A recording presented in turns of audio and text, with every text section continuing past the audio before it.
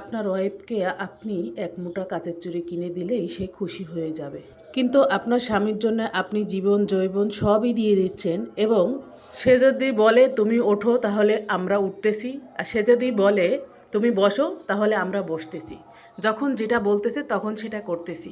আত্মীয় স্বজন যে যেখানে আসে সবার সাথে ভালো আচরণ, ভালো ব্যবহার সব কিছুই ওয়াইফের কাছ থেকে চায়।